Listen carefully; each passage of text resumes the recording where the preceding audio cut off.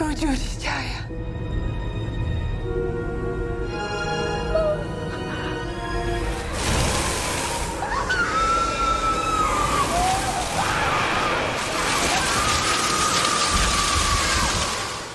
Gayatri berlari masuk ke dalam kamar dengan cepat. Napasnya memburu, dan wajahnya dipenuhi ketakutan, seolah dikejar oleh sesuatu yang mengerikan. Tangan kanannya yang terluka membuatnya kesulitan bergerak leluasa.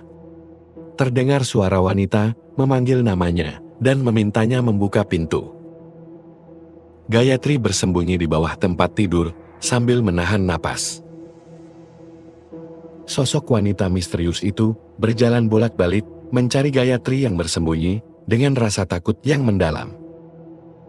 Setelah beberapa saat, wanita itu pergi tanpa menemukan Gayatri. Gayatri memastikan keadaan aman sebelum merangkap perlahan ke sisi ranjang.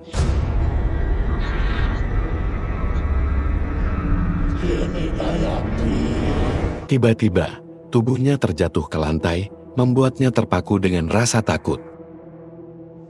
Cerita beralih ke suatu sore, di mana Agung sedang berbicara dengan Hesti mengenai pelimpahan harta warisan keluarga. Hesti menekankan bahwa Gayatri telah menunggu selama 20 tahun untuk mewarisi harta tersebut. Dia mendesak Agung untuk segera mencari solusi terbaik agar keinginan terakhir Gayatri bisa terpenuhi. Agung hanya terdiam sambil membuka dompet yang berisi foto keluarga. Di tempat lain, Dewi pulang setelah seharian bekerja sebagai teknisi pemasangan internet di perusahaan BestNet Indo. Ibunya memanggilnya dan memaksa Dewi mengenakan kalung jimat berbentuk daun kering. Sang ibu merasakan firasat buruk yang akan menimpa putrinya dan memperingatkan Dewi agar tidak melepas kalung itu. Dewi mencoba menenangkan ibunya dan memastikan semuanya baik-baik saja. Dewi kemudian bertanya di mana Sena berada. Sementara itu, Sena sibuk mengemudi di malam hari. Setelah menerima telepon dari Dewi, dia keluar dari mobil dan mengaku bekerja lembur untuk mendapatkan uang tambahan demi kebutuhan mereka. Dewi yang kembali ke rumah, melihat ibunya terlihat semakin cemas dan meletakkan daun bidara di meja ruang tamu. Ibunya terus bergumam tentang firasat buruk yang akan menimpa keluarga mereka, membuat Dewi ikut cemas. Dewi lalu memeluk ibunya untuk menenangkan perasaannya. Sena kembali masuk ke dalam mobil, di mana penumpang wanita di dalamnya sedang sibuk memeriksa ponsel. Sena khawatir dengan aktivitas di mobil yang bisa saja direkam. Pelanggan itu memberinya uang dan meminta mobil segera dibersihkan sebelum diketahui oleh Pak Darmaji. Mereka pergi meninggalkan tempat itu saat malam sudah semakin larut. Dewi yang sudah terlelap terbangun ketika listrik di rumah padam. Mendengar suara berisik dari luar kamar, dia menyalakan senter di ponselnya untuk memeriksa keadaan. Anehnya, ibunya tidak terlihat di dapur atau di ruangan lainnya. Saat itu, ibunya terlihat mengunyah daun bidara sambil berbisik bahwa sesuatu akan datang. Dewi yang tak kuasa menahan air mata memeluk ibunya dan berusaha menenangkannya. Sena pulang dan disambut dingin oleh Dewi yang mengeluh tentang kondisi ibunya. Dewi merasa lelah karena harus menjaga ibunya sendirian, sementara pekerjaan di kantor sudah cukup menyita energi. Dewi kemudian meminta kunci motor untuk keluar membeli sesuatu. Tetapi Sena mengatakan bensin motornya sudah habis dan meminta Dewi membayar cicilan yang tertunda. Keesokan harinya, Dewi kembali bekerja di BestNet Indo. Saat akan memasang wifi di kantor kecamatan, pegawai bernama Tari memberitahunya bahwa mereka akan mengganti provider. Camat Darmaji menjelaskan bahwa jaringan lama tidak memadai dan perubahan ini terjadi tanpa pemberitahuan sebelumnya, membuat Dewi kecewa. Malam itu, Dewi tidur bersama ibunya ketika bayangan misterius melintas di luar jendela. Dewi keluar untuk memeriksa dan mendapati dua orang tak dikenal yang mencari Sena. Dewi ditahan dengan ancaman, sementara ibunya berusaha melindunginya dengan segala upaya. Namun situasi memaksanya terjatuh, sementara Dewi menyaksikan dengan perasaan cemas dan tak berdaya. Kedua orang tersebut berbicara tentang kesalahan Sena dengan sikap mengancam. Dewi yang masih terikat, menyaksikan peristiwa itu dengan ketakutan mendalam. Para penjahat akhirnya pergi meninggalkan Dewi dalam keadaan lemah dan terikat. Pagi harinya, Hesti menunjukkan berita kematian tersebut kepada Agung. Dia mengatakan bahwa akhirnya orang yang dicari sudah ditemukan. Agung menghela napas panjang sambil bertanya, apakah Ibu Gayatri sudah mengetahui hal ini? Hesti mengangguk, bahkan alamat rumahnya sudah dikirim ke ponsel Agung. Pada waktu yang sama, polisi menginterogasi Sena dan Dewi setelah jasad ibunya dievakuasi. Dewi terlihat masih trauma dan bertanya apa yang telah dilakukan Sena. Namun Sena tetap diam, meskipun Dewi terus mendesaknya. Malamnya, Dewi meletakkan tanaman bidara di meja kamar ibunya. Dia mengenang ibunya dan memeriksa kotak yang tersimpan di kamar tersebut. Di dalamnya, terdapat kaset lagu favorit, alat perekam, dan album foto lama. Dewi termenung, menatap foto-foto lama ibu dan ayahnya saat masih muda. Setelah mengenang masa lalu, Dewi mematikan lampu dan bersiap tidur. Di sudut ruangan, sosok yang mirip ibunya terlihat duduk di ujung kasur dengan tatapan tajam. Ketika lampu dinyalakan, sosok itu menghilang. Keesokan harinya, Sena marah besar ketika melihat motornya ditarik oleh pihak dealer. Tak lama kemudian, Agung datang ke rumah mereka untuk menjemput kedua anaknya. Agung mengaku menyesal karena telah meninggalkan mereka di saat-saat sulit.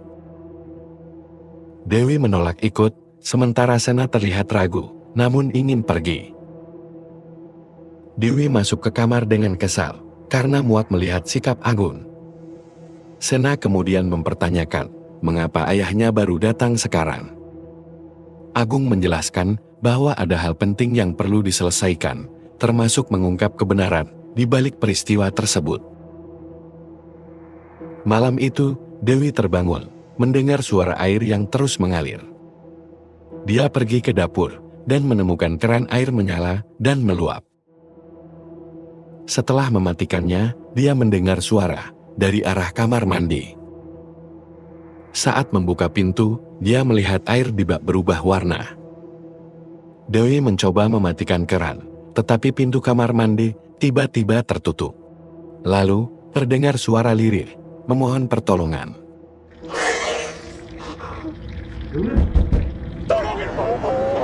Sena membangunkan Dewi dari mimpi buruknya, membuat Dewi menangis karena teringat ibunya. Hari masih senja ketika Sena mencoba membujuk Dewi untuk ikut dengan Agung. Sena berjanji bahwa hidup mereka akan lebih baik. Dewi akhirnya setuju dan mulai berkemas. Untuk pertama kalinya, mereka meninggalkan rumah masa kecil mereka demi memulai babak baru. Di perjalanan keluar desa, mereka terkejut melihat kerumunan warga menatap pepohonan. Dua orang yang terlibat dalam tragedi ibu mereka ditemukan tak bernyawa di sana. Agung tetap melaju tanpa memperhatikan, berusaha membawa Dewi dan Sena ke kota. Setelah beberapa jam, mereka tiba di rumah besar peninggalan keluarga Agung. Hesti menyambut kedatangan mereka dengan hangat dan mengantar mereka ke kamar masing-masing. Saat menaiki tangga, Gayatri menyambut cucu-cucunya dengan senyuman lembut.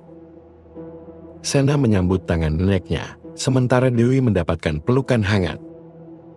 Di dinding tangga, tergantung lukisan besar yang menampilkan keluarga dengan gaun putih dalam formasi melingkar. Setelah meletakkan barang-barangnya, Gayatri memperlihatkan kepada Dewi foto-foto leluhur mereka.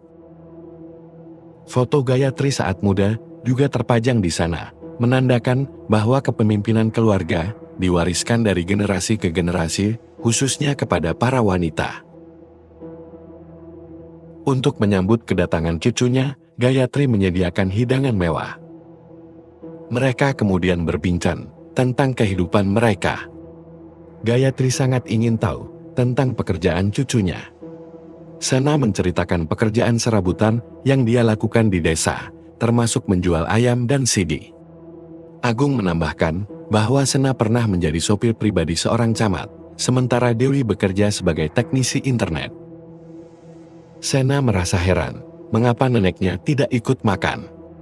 Gayatri hanya tersenyum dan berkata bahwa esok hari, Dewi dan Sena akan belajar banyak tentang tradisi keluarga. Setelah makan, Sena terjebak di sebuah ruangan kosong yang penuh dengan foto-foto tua. Dia mendengar ketukan dari pintu kayu dan mencoba membukanya, tetapi Hesti datang dan membawanya keluar. Hesti menegaskan bahwa ruangan itu adalah tempat rahasia yang tidak boleh dimasuki sembarangan. Di sisi lain, Dewi berbaring di kamar dan mendengarkan kaset rekaman milik ibunya. Dia terkejut mendengar suara teriakan yang sama. Ketika diputar ulang, hanya terdengar suara yang memanggil namanya dan diikuti oleh lagu. Di tirai jendela, bayangan ibunya muncul, membuat Dewi semakin takut. Dewi menutup kepala dengan selimut dan mengintip, hingga mata mereka bertemu.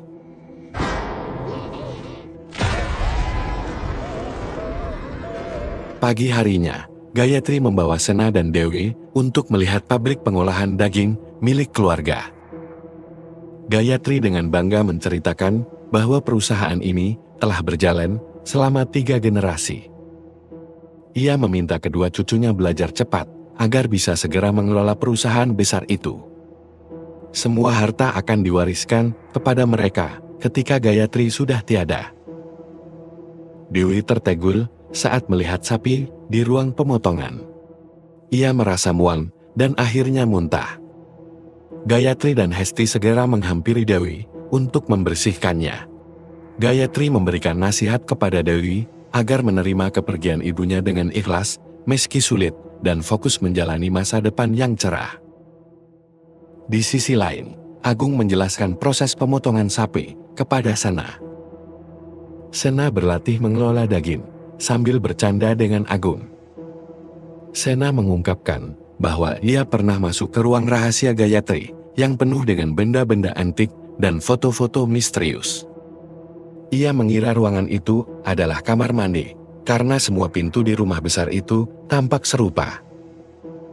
Foto-foto pria yang dikoret di dalam ruangan itu membuatnya bingung. Agung terdiam dan tidak menjawab, hingga Jaka, seorang sahabat keluarga, datang berkunjung. Agung memperkenalkan Jaka kepada Sena, yang sudah dianggap seperti anak sendiri. Jaka lalu segera pamit untuk bertemu Pak Darsono.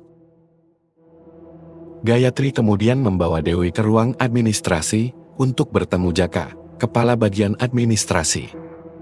Jaka ditugaskan mengajarkan Dewi semua hal tentang administrasi kantor, termasuk profil perusahaan, laporan keuangan, dan prosedur operasional. Jaka menunjukkan bahwa pendapatan perusahaan mengalami penurunan sejak tahun 2017 karena penyakit yang menyerang ternak. Dewi terkejut melihat bahwa Gayatri telah memimpin perusahaan sejak tahun 1935.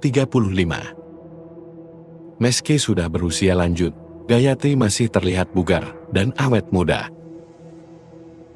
Hesti menerima laporan bahwa kondisi ternak mulai membaik dan produksi kembali stabil. Malam tiba dan setelah mandi, Sena mendengar percakapan antara Gayatri dan Hesti di ruang rahasia. Gayatri mengungkapkan kekhawatirannya meski kedua cucunya sudah kembali. Hesti menyarankan agar proses pewarisan dilakukan lebih cepat. Sena secara tidak sengaja membuat piring berjatuhan yang membuat Gayatri sadar ada seseorang di luar. Hesti keluar memeriksa, namun Sena sudah bersembunyi. Sena segera berlari ke kamar Dewi yang sedang sibuk dengan ponselnya.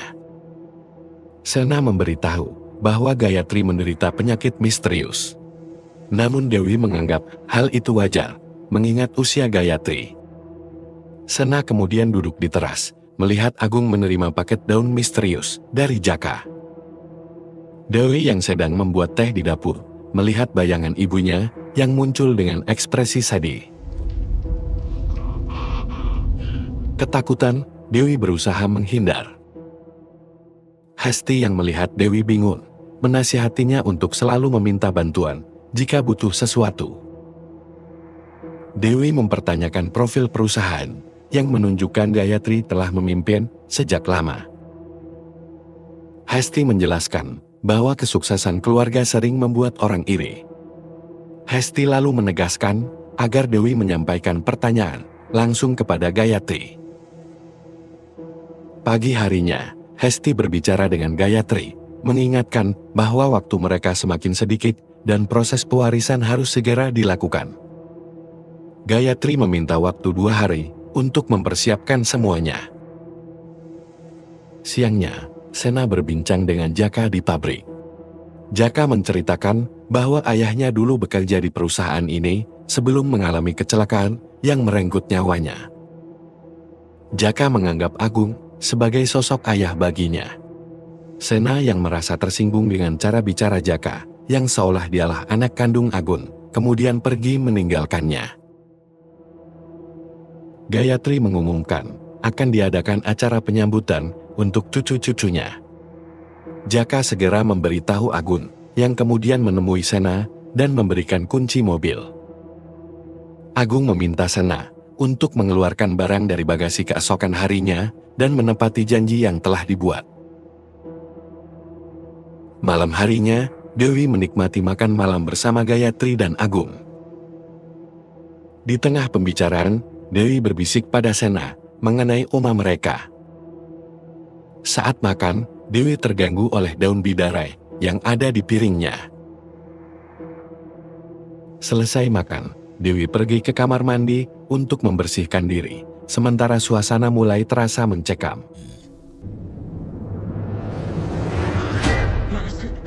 Hesti meminta Dewi untuk menemui Gayatri di kamarnya. Sesampainya di sana, Gayatri tengah merajut kain dan menyambut Dewi dengan hangat. Ia menunjukkan koleksi kaset musik dan piringan hitam kuno yang sudah dikumpulkannya selama puluhan tahun, membuat Dewi takjub. Dewi tersenyum saat mengetahui bahwa lagu favoritnya ternyata juga disukai Gayatri. Ia teringat bahwa pemutar kaset miliknya merupakan hadiah dari Oma yang sering menghabiskan waktu bersamanya. Gayatri berbicara tentang bagaimana kematian bukanlah akhir, melainkan sebuah perpindahan. Ia mengajak Dewi berdansa mengikuti irama musik dari piringan hitam.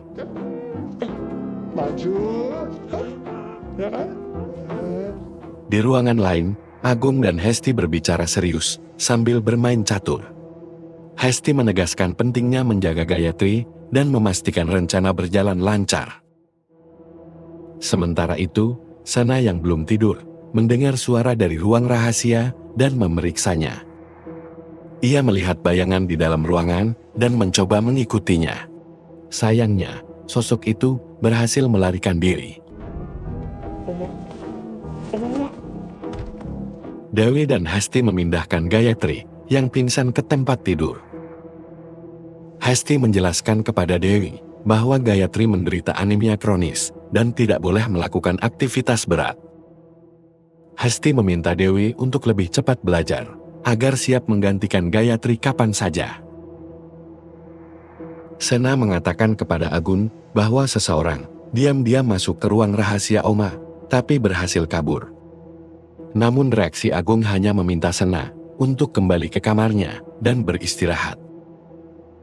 Sena merasa ada sesuatu yang disembunyikan oleh ayahnya. Kemudian, Agung bertemu dengan Jaka yang telah membawa sebuah kotak pusaka. Agung mengungkapkan bahwa kondisi pabrik pernah memburuk sebelum kedatangan Dewi dan Sena. Banyak ternak yang sakit, tanpa alasan yang jelas. Namun kehadiran kedua anaknya membuat semuanya membaik secara tiba-tiba. Agung yakin ada sesuatu dalam diri Gayatri yang terkait dengan Dewi. Jaka lalu diberitahu untuk menemui Agung di pabrik keesokan harinya. Agung bertekad untuk menghentikan kutukan yang mengancam keluarganya. Ia membawa peti kayu berisi pisau pusaka sambil mengingat kenangan masa lalu bersama keluarganya. Ia terisak mengenang anak pertamanya yang menjadi korban dalam peristiwa kelam keluarga. Saat Agung bersiap melakukan langkah drastis, Hesti muncul dan menghentikan Agung. Gayatri yang menyaksikan hal tersebut tampak tak terkejut. Hesti kemudian membawa tubuh Agung dan berusaha menyembunyikan jejaknya. Pada pagi hari, Jaka berjalan di lorong pabrik sambil memeriksa ponsel di tangannya. Tiba-tiba, suasana di pabrik menjadi tegang ketika Agung ditemukan tidak sadarkan diri di lokasi pabrik, membuat suasana pabrik mencekam. Para karyawan langsung curiga dan menuduh Jaka yang pertama kali berada di lokasi. Jaka segera melarikan diri, menghindari amukan para pekerja. Sementara itu, Sena dan Dewi tiba di pabrik dan terkejut melihat kondisi ayah mereka. Sena berusaha menurunkan tubuh Agung dengan perasaan sedih. Pemakaman Agung diadakan dengan penuh duka, dihadiri semua orang yang mengenakan pakaian hitam. Sena merasa sangat kehilangan, mengingat kedekatannya dengan Agung baru saja terjalin kembali. Gayatri memberikan ucapan perpisahan, menyiratkan bahwa Agung mengalami tekanan berat sebelum meninggal. Siang itu, Gayatri memilih untuk tidak makan, dan suasana menjadi semakin tegang. Sena mengajak Dewi untuk segera pergi, tetapi Dewi menolak dan meminta penjelasan. Sena tidak bisa memberikan jawaban yang memuaskan, karena apa yang terjadi sangat sulit dipahami. Dewi masih menyimpan amarah terhadap ayah mereka yang pernah meninggalkan ibu mereka di masa sulit. Sena yang kesal berteriak bahwa ibu menjadi depresi karena Dewi.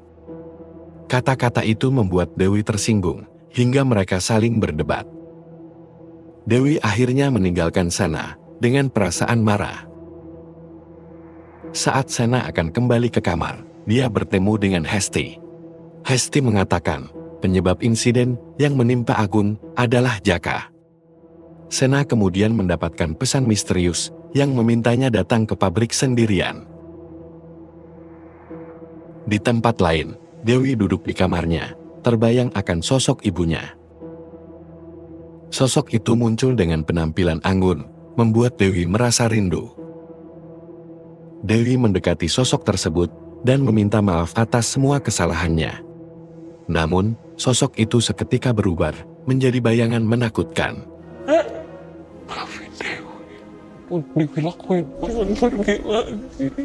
Di pabrik, Sena menemui Jaka yang telah menunggunya. Pertengkaran terjadi, dan Sena yang terprovokasi oleh perkataan Hesti kemudian menghadapi Jaka. Jaka mencoba menjelaskan bahwa semua ini demi melindungi Dewi, tetapi pertarungan semakin sengit. Sebelum Jaka terjatuh, ia berteriak agar Sena membuka bagasi mobil. Sena mengingat pesan ayahnya dan pergi ke mobil, meninggalkan Jaka.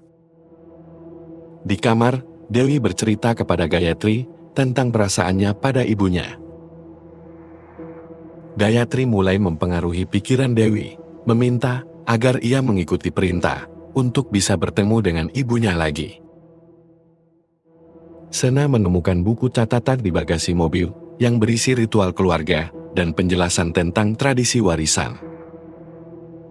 Gayatri meminta Dewi mengangkat tangannya, sementara Sena membaca catatan yang menjelaskan bahwa keturunan perempuan dijadikan inang bagi kekuatan gelap. Agung berusaha menghentikan tradisi itu di masa lalu, tetapi gagal. Sena masuk dan menemukan Dewi terlihat lemas dengan peralatan ritual di sekitarnya. Ia segera membawa Dewi pergi, meski Dewi masih lemas.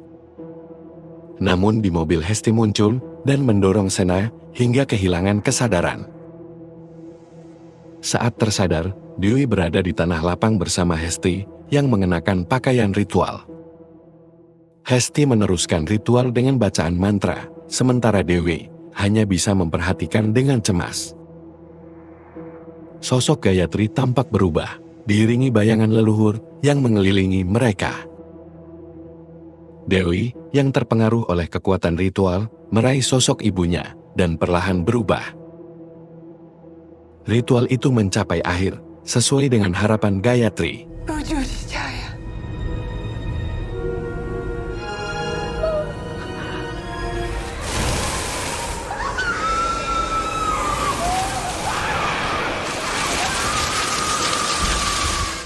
Film pun berakhir, dengan Dewi yang menjadi bagian dari tradisi kelam keluarga.